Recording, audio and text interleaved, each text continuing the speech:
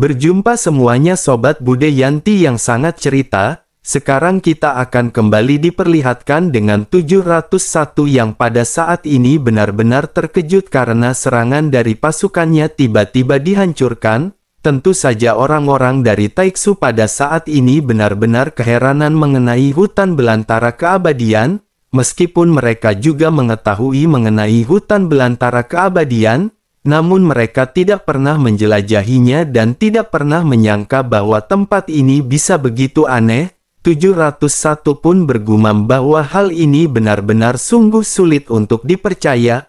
Bahkan 8 tentakel Taiksu tidak bisa mendekat dan tempat ini sungguh sangat aneh. Sementara itu Zuchi pada saat ini tersenyum meledek melihat pemandangan tersebut. Setelah menerobos batasan yang tidak dapat diakses sebelumnya, Zuchi pada saat ini tidak segera berangkat untuk memasuki hutan belantara keabadian.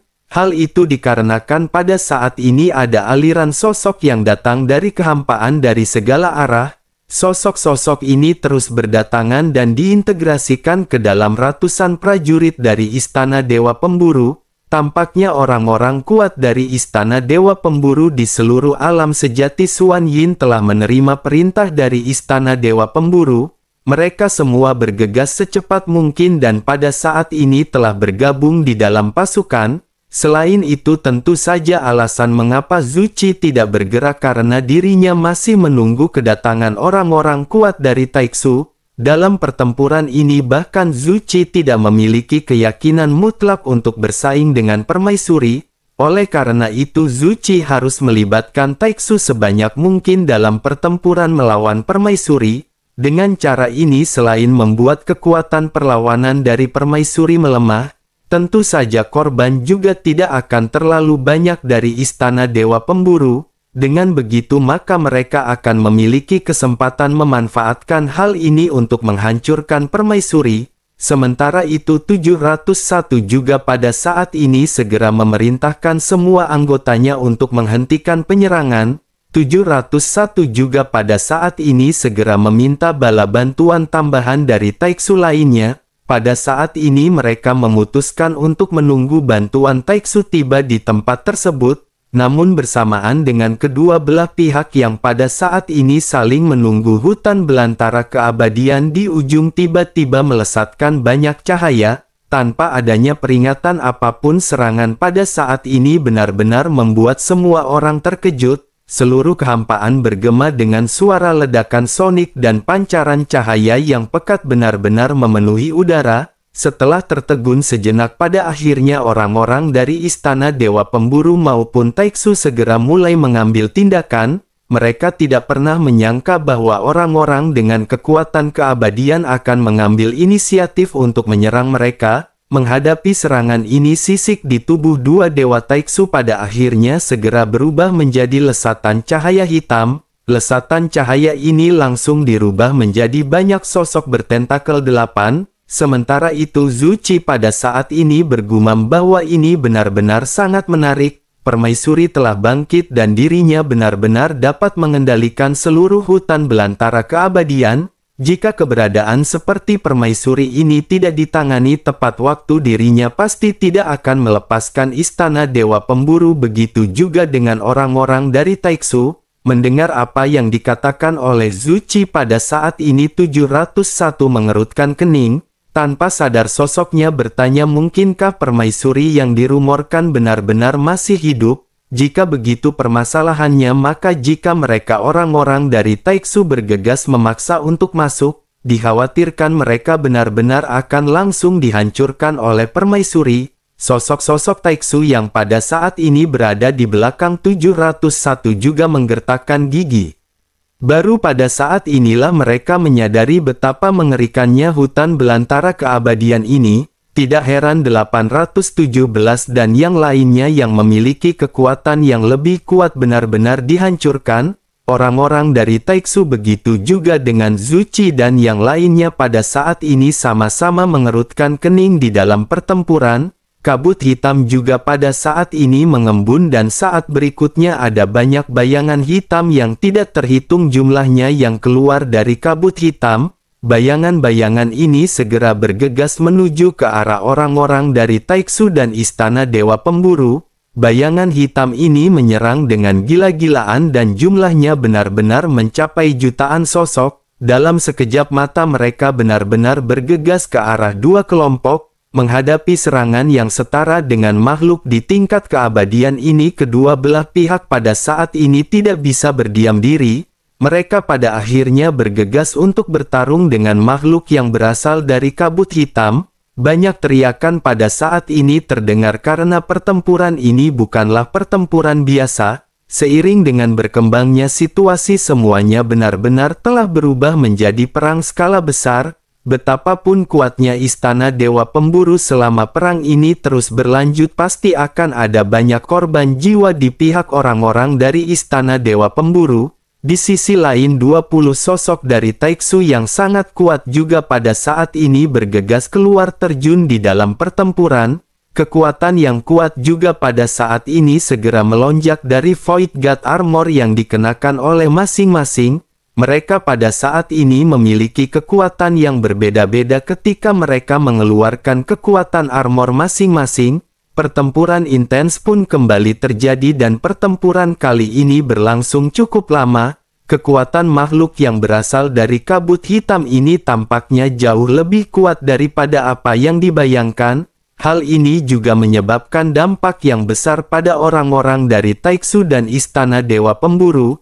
Namun meskipun begitu, setelah pertempuran ini berlangsung lama, makhluk-makhluk kabut hitam akhirnya benar-benar dihancurkan seluruhnya. Baik orang-orang dari Taiksu dan orang-orang dari kelompok Zuchi pada saat ini menghela nafas setelah bombardir yang tidak ada habisnya. Semua orang yang terlibat di dalam pertempuran menyadari bahwa tampaknya musuh yang pada saat ini akan mereka hadapi merupakan musuh yang sangat kuat. 710 juga pada saat ini menggertakkan gigi sebelum akhirnya segera berteriak kepada Zuchi. Sosoknya berkata sebaiknya mereka pada saat ini segera memasuki hutan belantara keabadian. Menanggapi hal tersebut, Zuchi pada saat ini memandangi pintu masuk ke hutan belantara keabadian.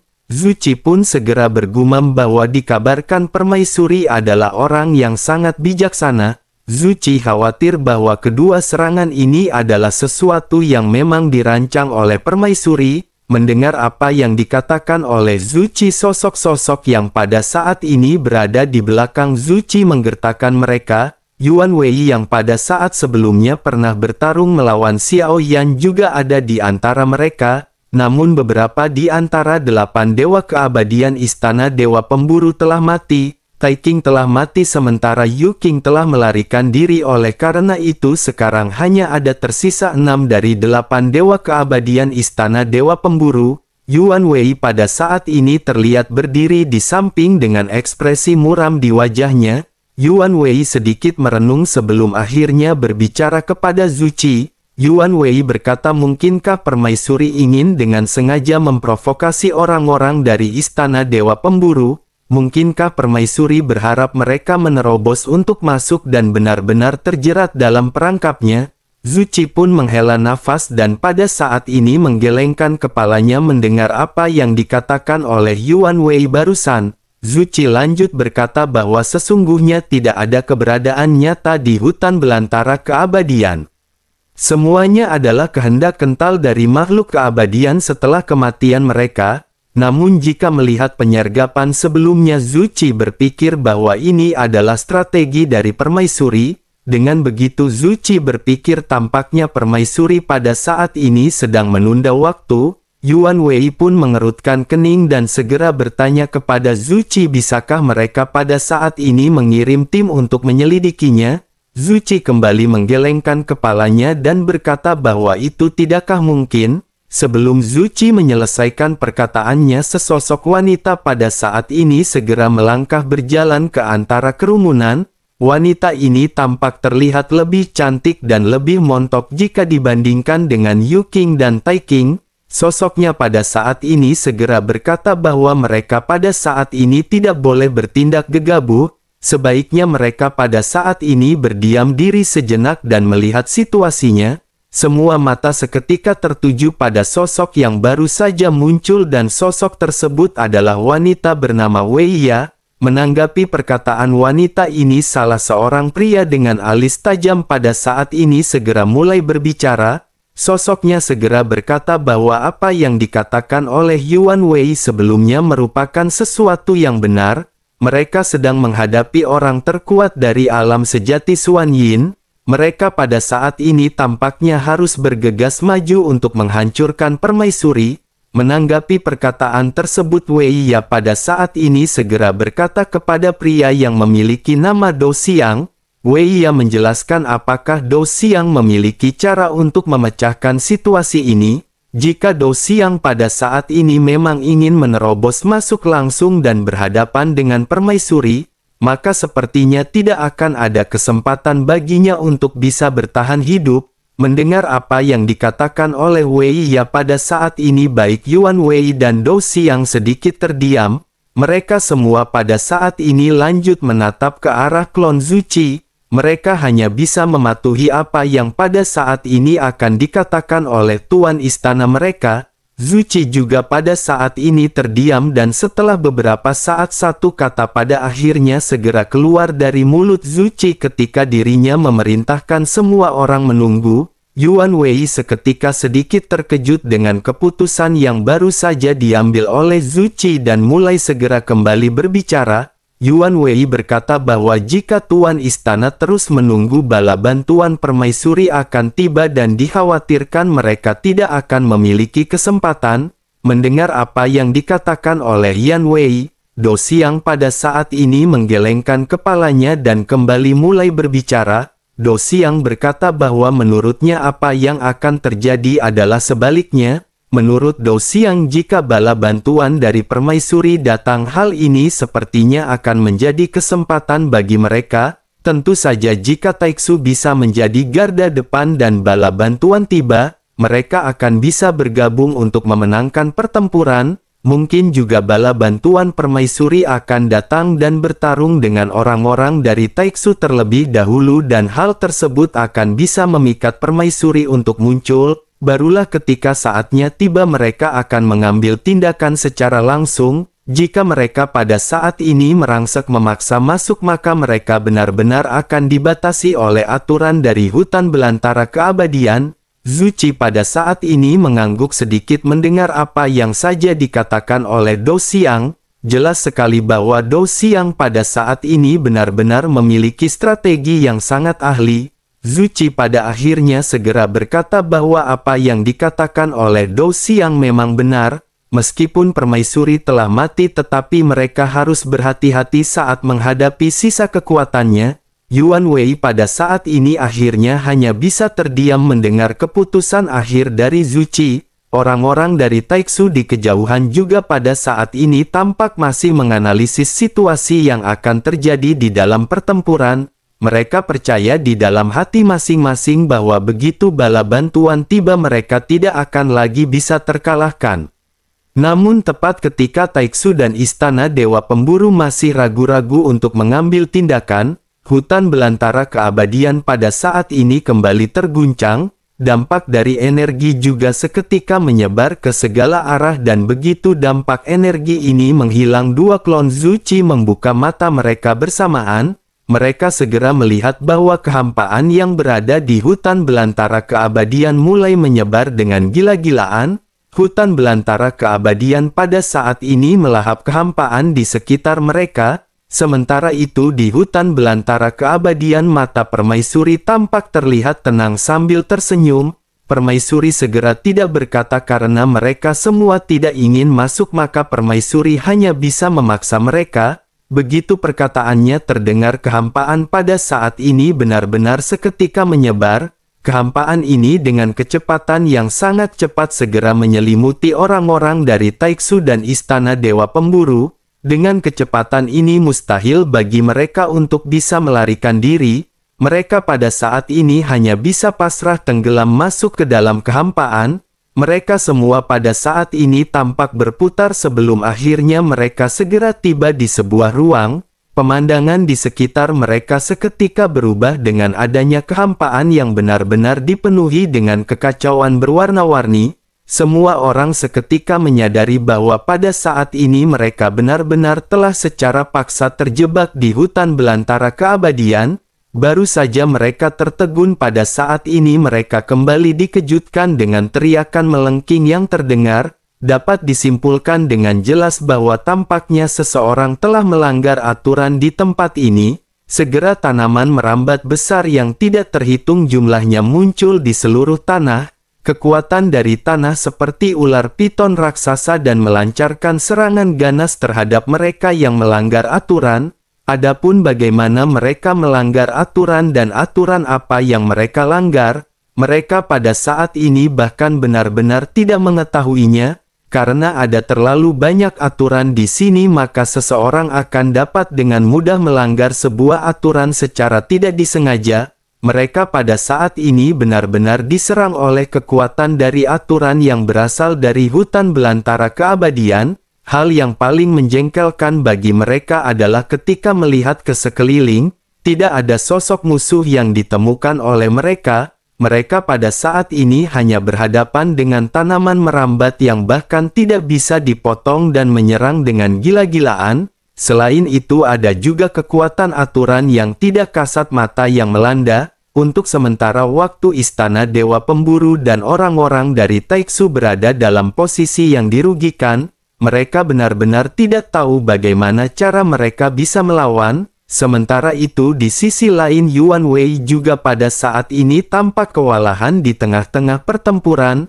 Selanjutnya sosoknya segera berteriak kepada Zuci bahwa sepertinya mereka harus memikirkan cara sebelumnya. Jika tidak sepertinya seluruh pasukan mereka benar-benar akan dihabisi di tempat ini. Satu-satunya cara pada saat ini adalah mereka harus segera menemukan keberadaan dari permaisuri. Jika mereka menggunakan seluruh kekuatan mereka untuk melawan kekuatan aturan di tempat ini, maka mereka akan benar-benar jatuh ke dalam rencana permaisuri. Zuci pada saat ini menanggapi hal tersebut dengan tenang dan berkata bahwa mereka tidak perlu mencari permaisuri karena dirinya sudah berada di sini. Zuci pada saat ini segera menatap ke arah kehampaan di mana ada sesosok wanita yang berdiri. Wanita ini memegang kelinci di tangannya dan semua orang menyipitkan mata masing-masing. Yuan Wei pun mengangguk dengan serius melihat sosok cantik yang pada saat ini muncul di kejauhan. Yuan Wei tanpa sadar bergumam bahwa ini benar-benar permaisuri. Dirinya juga telah mendengar bahwa setelah permaisuri bangkit, dirinya suka memeluk seekor anjing berwarna putih.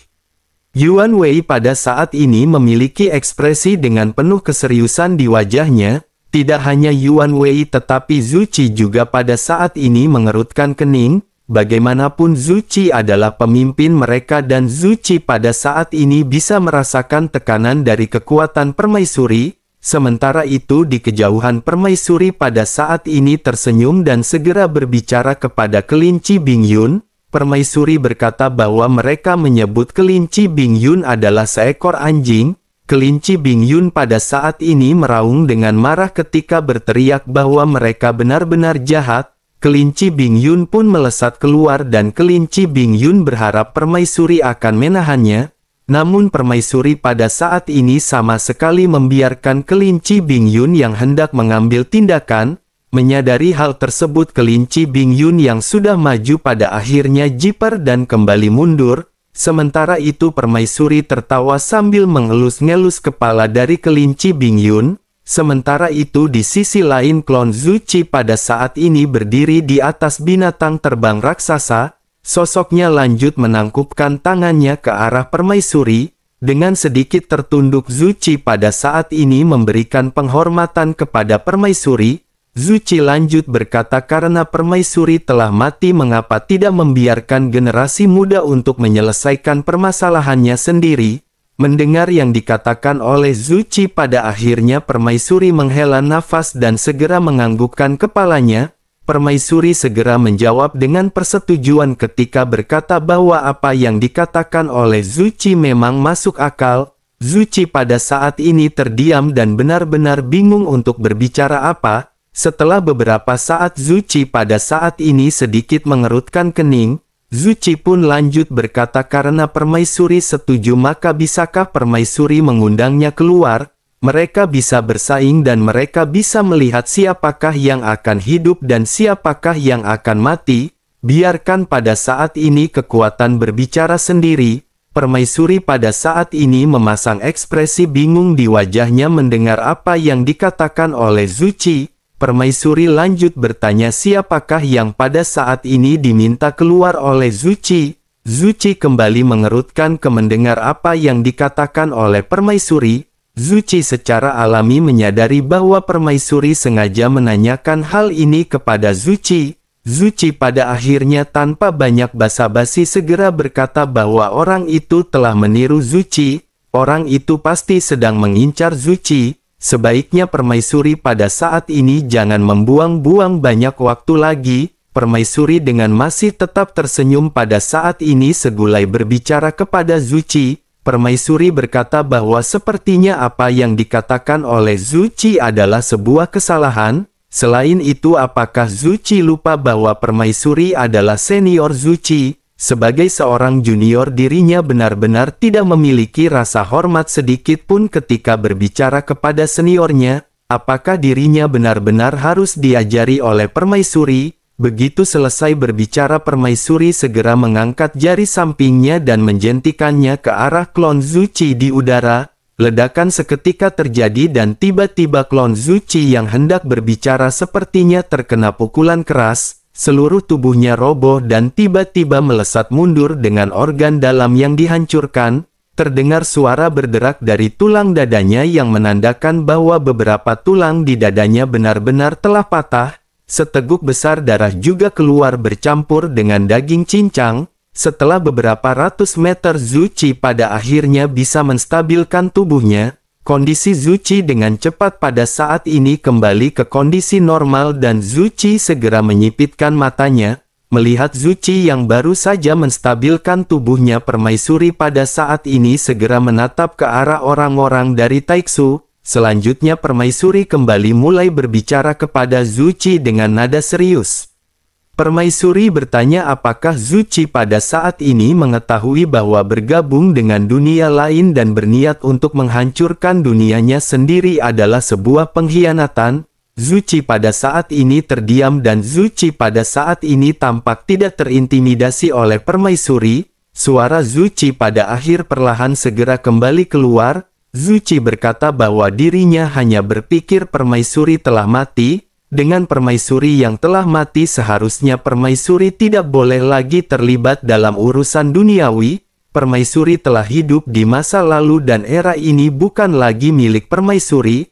Oleh karena itu sebaiknya pada saat ini permaisuri mundur. Permaisuri pada saat ini tersenyum dan menganggukkan kepalanya sebelum akhirnya berkata bahwa menurut permaisuri, apa yang pada saat ini dikatakan oleh Zuchi memang masuk akal. Namun apakah menurut Zuchi dengan adanya permaisuri Zuchi akan bisa mengambil alih energi dunia dari permaisuri? Zuchi pada saat ini menyipitkan matanya dan Zuchi sesungguhnya tidak ingin banyak bacot lagi dengan permaisuri. Zuchi menyadari bahwa tampaknya permaisuri pada saat ini sedang mengulur waktu. Sementara itu melihat Zuchi yang pada saat ini terlihat merenung permaisuri segera memerintahkan Zuchi untuk berbalik dan melihat orang-orang dari Taiksu. Pernahkah Zuchi berpikir mengapa mereka datang ke alam sejati Xuan Yin? Zuchi pun seketika menoleh menatap ke arah sosok-sosok dari Taiksu. Selanjutnya Zuchi menundukkan kepalanya dengan mata yang terlihat muram. Zuchi sebenarnya tidak terlalu peduli dengan orang-orang dari Taiksu. Bagaimanapun Zuchi percaya bahwa kekuatan Taiksu di alam sejati Xuan Yin tidak akan menimbulkan ancaman nyata bagi Zuchi. Setidaknya untuk saat ini mereka benar-benar tidak akan menimbulkan ancaman apapun. Namun meskipun begitu Zuchi juga pada saat ini bisa menyadari adanya sesuatu. Setelah Zuchi mengalami kontak singkat dengan Taiksu dirinya merasakan betapa kuatnya orang-orang dari Taiksu. Zuchi menyadari bahwa kekuatan terpendam dari orang-orang Taiksu ini benar-benar di luar imajinasinya. Zuchi pada akhirnya terlihat ragu dan pada saat ini segera memandang ke arah permaisuri. Ketika Zuchi terdiam, suara dari permaisuri juga pada saat ini perlahan kembali terdengar. Permaisuri berkata bahwa istana pemburu dewa kini telah berkembang menjadi kekuatan terkuat di alam sejati Xuan Yin. Ada pertempuran yang menentukan di antara mereka. Permaisuri tidak ingin menyembunyikan hal ini dari Zuchi sama sekali. Tapi yang harus diketahui oleh Zuchi adalah bahwa pada saat ini meskipun Zuchi berada di pihak permaisuri atau tidak, permaisuri akan tetap menjalani pertempuran untuk menghabisi orang-orang dari Taiksu. Zuchi pada saat ini menggertakkan gigi dan Zuchi secara alami menyadari apa yang dimaksud oleh permaisuri. Zuchi berpikir bahwa jika mereka bergabung dengan Taiksu dan berhasil mengalahkan permaisuri, bukankah akan ada kemungkinan orang-orang dari Taiksu ini menghabisi istana pemburu dewa? Bagaimanapun mereka membutuhkan sumber daya yang terkandung di alam sejati Xuan Yin. Dengan adanya istana dewa pemburu yang berdiri dengan tegak, maka hal tersebut akan menghalangi pergerakan mereka. Zuchi pada saat ini termenung dalam banyak keputusan yang harus diambil oleh Zuchi. Setelah cukup lama, pada akhirnya dua klon Zuchi mengangkat kepala mereka dan menatap ke arah permaisuri. Zuchi telah memikirkan perkataan dari permaisuri dan jawabannya telah jelas berada di hadapannya. Zuchi pada saat ini tampaknya tersadar dan berpikir, bukankah seharusnya mereka melindungi dunia tempat mereka tinggal? Dengan begitu maka bekerja sama dengan Taiksu ini merupakan suatu hal yang salah. Sementara itu di sisi lain, permaisuri pada saat ini segera kembali berbicara kepada Zuchi. Permaisuri menjelaskan bahwa Zuchi pada saat ini perlu memahami satu hal. Permaisuri sesungguhnya tidak membutuhkan Zuchi untuk bergabung. Permaisuri hanya memberi Zuchi kesempatan untuk bisa bertahan hidup. Ini juga merupakan satu-satunya rasa hormat yang dirinya berikan untuk keturunannya. Permaisuri mengerti bahwa dengan permaisuri yang berbicara mengenai hal ini, Zuchi pasti benar-benar akan tampak seolah dipukul dengan pukulan yang berat di hatinya. Jiwanya akan benar-benar bergetar dan Zuchi dapat dikatakan akan langsung taubatan nasuha. Zuchi pada akhirnya memejamkan matanya mendengar apa yang baru saja dikatakan oleh permaisuri. Sesaat berikutnya Zuchi pun membuka matanya dan Zuchi pada saat ini menghela nafas. Dengan penuh tekad Zuchi pada saat ini segera berteriak ketika memberikan instruksi kepada semua anggota dari Istana Dewa Pemburu. Zuchi berkata agar semuanya pada saat ini mendengarkan perintah. Zuchi menerima perintah dari permaisuri saat ini dan tujuannya adalah untuk menghancurkan Taiksu. Zuchi pun tiba-tiba berbalik menatap ke arah 701 dan orang-orang Taiksu yang berada di kejauhan. Sementara itu orang-orang Taiksu pada saat ini terlihat terkejut dan benar-benar masih belum bisa bereaksi. Mereka baru saja dikejutkan dengan apa yang baru saja dikatakan oleh Zuchi. Sesaat kemudian 701 pada akhirnya tiba-tiba tersadar dan bergumam bahwa ini sungguh sangat sial. Tampaknya mereka pada saat ini telah terjatuh dalam sebuah jebakan. Perkataan dari 701 pada saat ini seketika langsung membangkitkan kewaspadaan semua orang dari Taiksu. Mereka semua pada saat ini menggertakkan gigi dan mereka semua tidak pernah menyangka bahwa mereka benar-benar akan terjatuh dalam situasi seperti ini. Semua orang dari Taiksu pada saat ini bersiaga dan bersiap akan adanya serangan. Dua sosok Dewa Taiksu juga pada saat ini tampak bersiap dengan kekuatan mereka yang akan dialirkan kepada orang-orang dari Taiksu. 701 juga pada saat ini mengerutkan kening dan berpikir tampaknya yang terbaik bagi mereka pada saat ini adalah bergegas pergi dari tempat tersebut. Jika mereka tidak melakukan hal tersebut maka mereka sepertinya benar-benar akan kewalahan berhadapan dengan kelompok Zuchi.